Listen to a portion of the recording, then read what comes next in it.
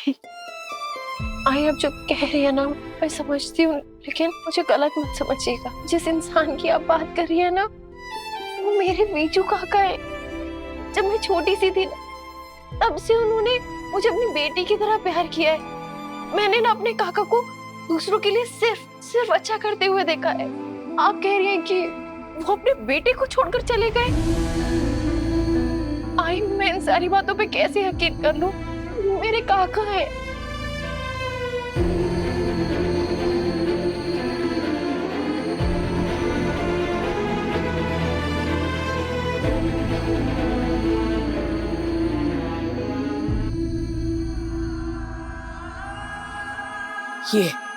ये मेरी बहन है जो मुझसे नफरत करती है। उसे लगता है कि मैं सबसे घटिया और बाजारू औरत हूं, जिसने उसके खानदान का नाम बर्बाद कर दिया। ये वो फोटो है जो मैंने आज तक किसी को नहीं दिखाई, तुम्हें दिखा रही हूँ आज। देख और बता, क्या ये तेरे बिजू काका नहीं है?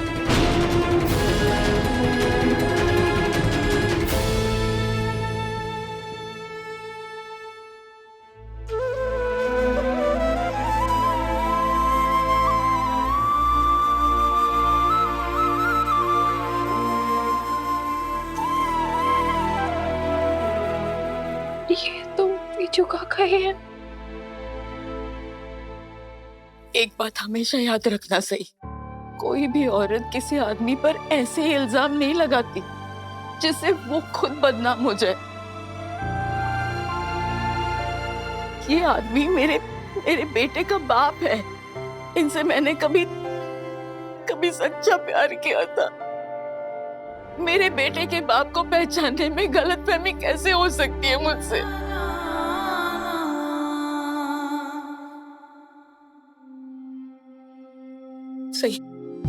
सही मुझसे वादा कर, सत्या को ये बात कभी पता नहीं चलनी चाहिए कि तेरे बिजू काका उसके बाबा है। क्यों आई? अभी सवाल मत पूछ, बस वादा कर ले मुझसे।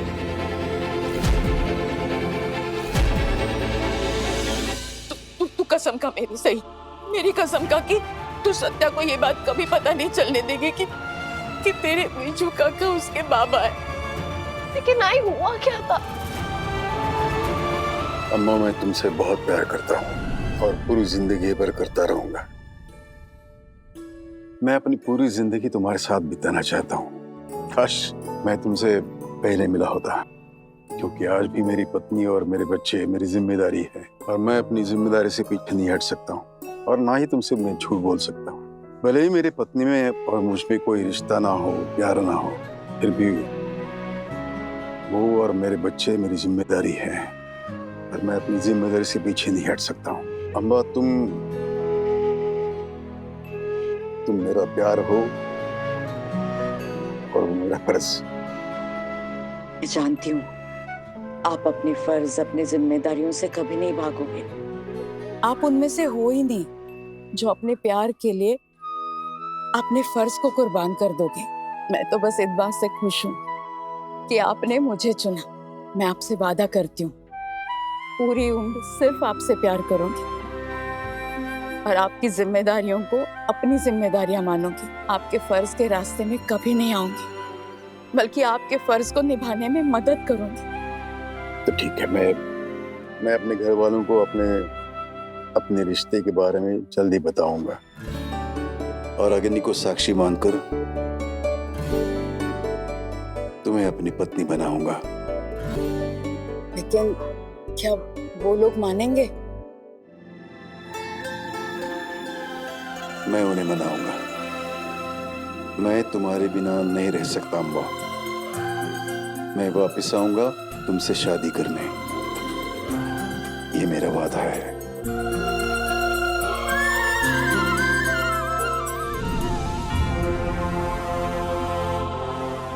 सही तुम्हारी जगह कोई नहीं ले सकता। तुम्हें कभी बुला ही नहीं पाया हूं मैं, सही कभी नहीं। हमेशा से तुम ही मेरे दिल में थी, सिर्फ तुम। मछली का आपको पता है? नहीं पता है, नहीं पता है। लेकिन ये उसे जरूर पता है कि हमारे बीच में ना पति पत्नी वाला कोई रिश्ता ही नहीं, कोई ताल्लुकात ही नहीं रहे। फिर आप दोनों की शादी क्यों नहीं हुई? मैं अपने घर परिवार को छोड़कर शादी के लिए मंदिर चली गई थी। पता नहीं कितने घंटों में मंदिर के बाहर दुल्हन के जोड़े में खड़ी रही। मैं इंतजार करती रही लेकिन विजेंद्र नहीं आए। और फिर कुछ दिनों के बाद मुझे पता चला कि मैं माँ बनने वाली हूँ। मैंने उनको कांटेक्ट करने की कोशिश की लेकिन कोई फायदा नहीं हुआ। न वो आए न उन्होंने कांटेक्ट करने की कोशिश की। मैंने अकेले अपने बेटे को, सत्या को जन्म दिया। तब से ना वो मेरी जिंदगी में रहे और ना ही सत्या की। मैंने अकेले सत्या को बड़ा किया बिना बाप के। हमने हमारे जिंदगी में बहुत कुछ सहा है सही। आज तक कभी सत्या को ये पता नहीं चलने दिया कि उसका बाप कौन है। और ना ही सत्या ने कभी अपने बाप को ढूंढने की कोशिश की। मैं बस इतना ही चाहती हूँ कि ये ऐसा ही रहे। सत्या को कभी पता नहीं चलना चाहिए कि उसका बाप कौन है। अब मेरी और सत्या की जिंदगी में उनकी कोई जगह नहीं है सही। तू वादा कर मुझसे सही, वादा कर कि तू सत्या को ये सब कुछ नहीं बताएगी।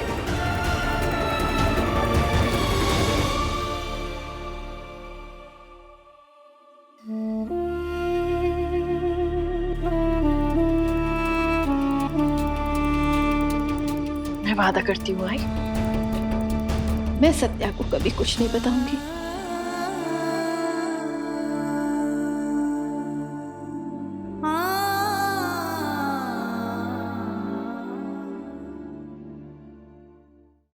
क्या हुआ? आप यहाँ? विराट ये कह रही है कि पत्रलेखा के खिलाफ इनके पास वारंट है। क्या? बाकी खेलो? क्या किया उसने? सर, चौहान ऑरेंज के बिजनेस में साइनिंग अथॉरिटी मिसेस पत्रलेखा के पास है। हाँ, लेकिन हुआ क्या है? सर, मिसेस पत्रलेखा ने अपने फैक्ट्री के लिए 2 बैंक और 2 इंडिविजुअल फाइनेंसर से लोन लिए थे। अब उन लोगों ने मिलकर उनके खिलाफ कंप्लेंट की है। उनका कहना है कि मिसेस पत्रलेखा काफी टाइम से अपने लोन्स के पेमेंट्स नहीं कर रही है और बैंक वालों के और फाइनेंसर के हिसाब से उनको बार बार लीगल नोटिस भेजने के बावजूद भी वो अपना पेमेंट नहीं कर पा रही है। इसलिए उनके खिलाफ वारंट निकला है। नहीं, आपको जरूर कोई गलतफहमी हो रही है। पत्रलेखा ऐसा कुछ नहीं कर सकती। मोहित, मैं इसके बारे में कुछ पता है? नहीं काका, मुझे कुछ नहीं पता। बैंक से डायरेक्टली डील वही नहीं करती।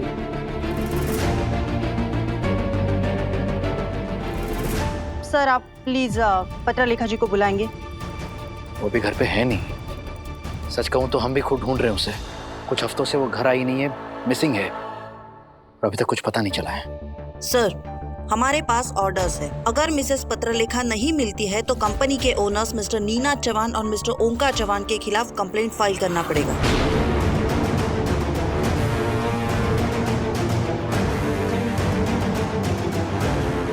क्या?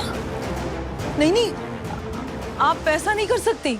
पाटिल, इनसे पूछताछ करो। थामा।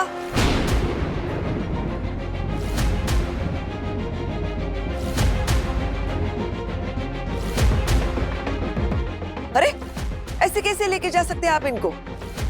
ये सब पत्रलेखा ने किया है ना, तो उसे ढूंढो, उससे पूछताछ करो। नीनाद और ओमकार कहीं नहीं जाएंगे। काकू, हम नहीं रोक सकते इन्हें।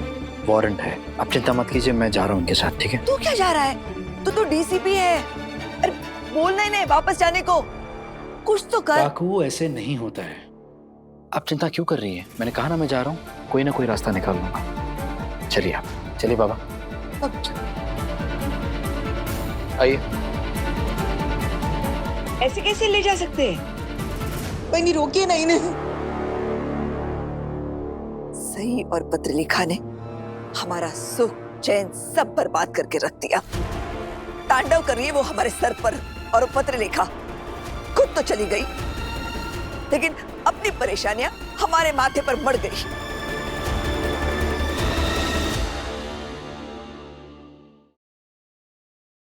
मुझे नींद नहीं आ रही है। मुझे भी नींद नहीं आ रही। ऐसे कैसे नींद नहीं आ रही? एक काम करो, थोड़ी देर आंखें बंद करके सोने की कोशिश करो, नींद आ जाएगी। वैसे भी कल स्कूल जाना है ना सुबह, चलो ट्राई करो। अरे आई मैं ट्राई कर चुका हूँ, लेकिन नींद आई नहीं रही।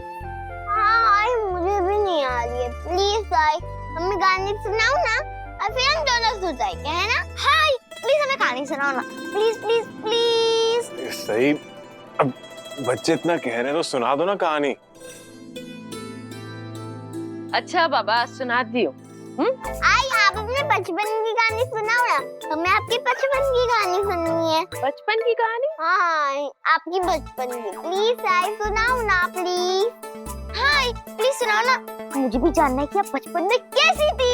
मेरी अच्छी आई, मेरी प्यारी आई, प्लीज मान जाओ ना प्लीज। ड्रामे बॉस, ड्रामा बंद करो अपना। ठीक है बताओ क्या सुनना चाहते हो? आई मुझे आपकी और चुबा की और भी चुबा की कहानी सुननी है। आई प्लीज सुनाओ ना। हाँ मुझे भी सुननी है बचपन की कहानी। अरे तुम क्या बच्चों की तरह जिद कर रहे हो? तो मैं भी तो बच्चा ही हूँ, क्यों बच्चों? मुझे भी जानना है कि तुम बचपन में कैसी थी, तुम्हारे आबा कैसे थे और वीजू काका कैसे थे। पता है आज जब मैं उनसे मिला ना, मुझे अजीब सा अपनापन लगा, मानो जैसे कि मेरा कोई अपना है। एक बहुत ही अजीब फीलिंग थी। अरे वो जो आपके अपने ही है, और वो मेरे अच्छे भाई, इसलिए आपको ऐसा लग रहा है। वो कितने अच्छे हैं ना, मुझे तो उनसे मिलके बहुत अच्छा लगा। टिट्टो, मुझे भी उनसे मिलके बहुत अच्छा लगा। मैं तो बस वेट करूँ कि कब दोबारा मुलाकात होगी उनसे। हाँ।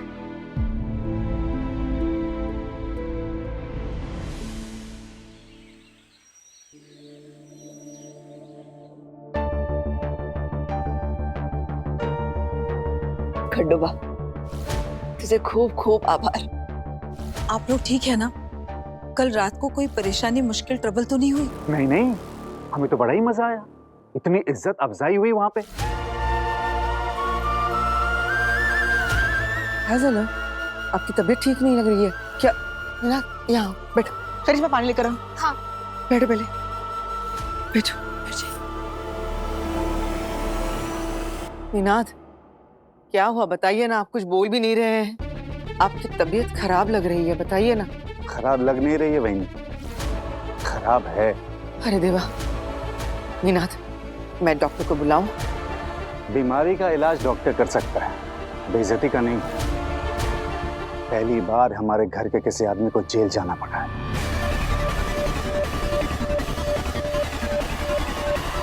कितना नाम, कितना रुतबा था हमारे खानदान का, सब मिट्टी में मिल गया।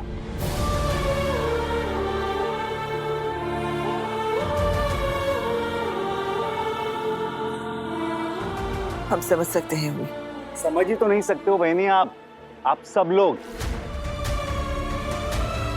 अगर समझते तो हर बात में पत्र लेखा नहीं करते। सारा का सारा बिजनेस उसके हाथ में दे दिया, देखा क्या कर दिया उसने। करे कोई और भरे कोई। मोहित, तू तो हमेशा पत्रलेखा के साथ रहता था ना, तो अगर ये प्रॉब्लम इतने समय से चल रही थी तो तुझे पता क्यों नहीं चला? हाँ मोहित, मैं भी वही सोच रही हूँ। हमेशा तुम पत्रलेखा भाभी के आगे पीछे दूम मिलाते फिरते थे, फिर तुम्हें कैसे नहीं पता चला? रेशमा एक मिनट, मैं वहीनी के साथ काम करता था, लेकिन ऑफिस की सारी देखभाल वहीनी ही करती थी, वो भी बहुत अच्छे से। मैंने कितना कुछ सीखा है उनसे, लेकिन फाइनेंस के सारे मैटर्स हमेशा से वो ही संभालते आई। इनफैक्ट मैंने उनसे कितनी बार पूछने की कोशिश भी की, बट उन्होंने हर बात मेरी बात टाल दी। और आखिर के कुछ दिनों में तो उनका ध्यान ही नहीं था काम पर। बिजनेस में इतनी इरेगुलरिटीज होने के बावजूद भी उनका फोकस उनकी पर्सनल लाइफ थी, ना कि प्रोफेशनल लाइफ। ये तो सच बात है। जब से सही विराट की जिंदगी में और हमारे घर में दोबारा लौट के आई है, तब से पत्रलेखा का व्यवहार कुछ बदला बदला सा नजर आ रहा था। बेचारी हमेशा परेशान रहती थी।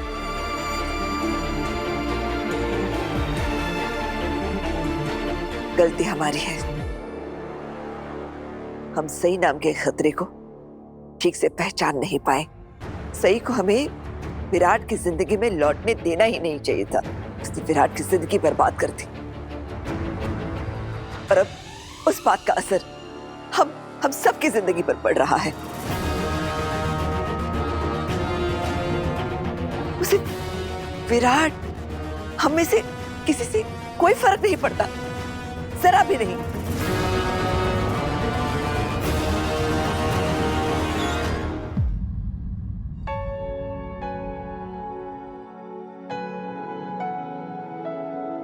डॉक्टर सई, आपके 4 अपॉइंटमेंट शेड्यूल्ड हैं आज। सत्या को दूर क्यों रखना है उनसे? क्योंकि वो सत्या के बाबा है सही। डॉक्टर सई, सत्या सर सिक लीव पर हैं तो आपका मन ही नहीं लग रहा है हॉस्पिटल में। कब से देख रही हूँ आप खोई खोई हैं। इतना मिस कर रहे हो आप डॉक्टर सत्या को। क्या हुआ? कुछ काम था क्या? अब हाँ, आपके जो अपॉइंटमेंट्स हैं आज के, उनमें से एक पेशेंट बाहर वेट कर रहे हैं, उन्हें भेज दो अंदर। हाँ भेज दो। ओके।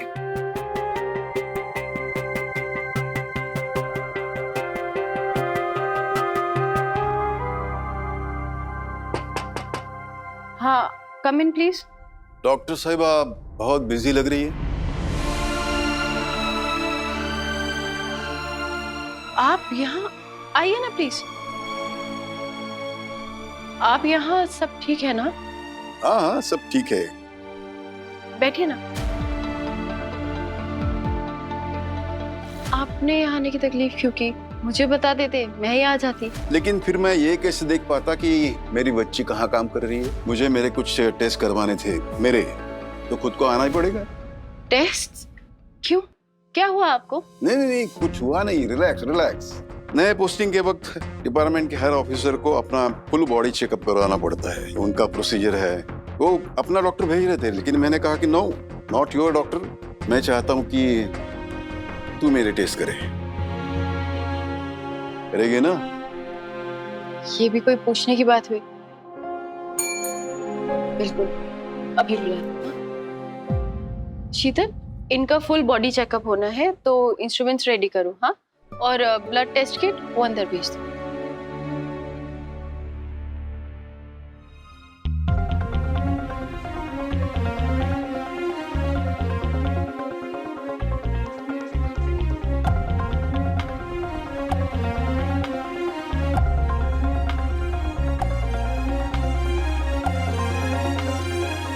क्या करूं, कुछ समझ नहीं आ रहा। काका से पूछूं, लेकिन क्या मुझे आई के बारे में इनसे बात करनी चाहिए?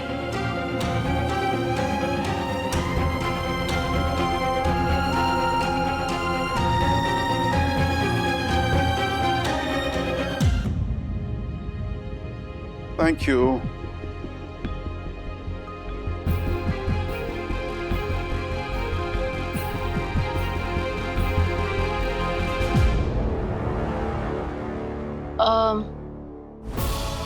काका, मैं आपसे कुछ पूछूं? हाँ, पूछो। काकू के जाने के बाद आपकी जिंदगी में कोई और आया?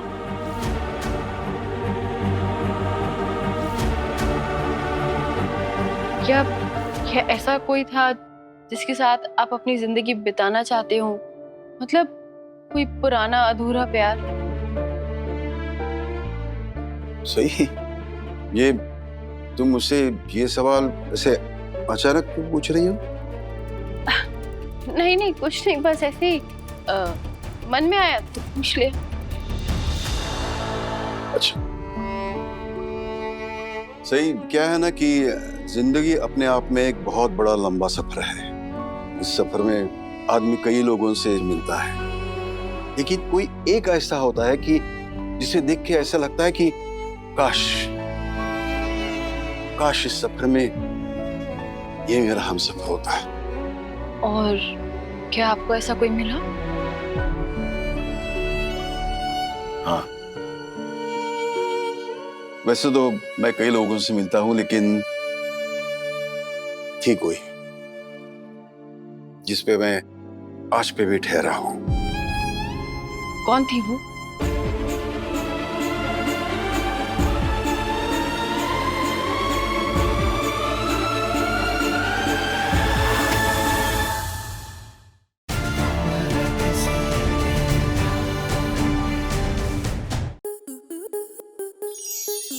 स्टार प्लस के ऐसे ही और बेहतरीन लम्हे देखने के लिए सब्सक्राइब करें हमारे YouTube चैनल को।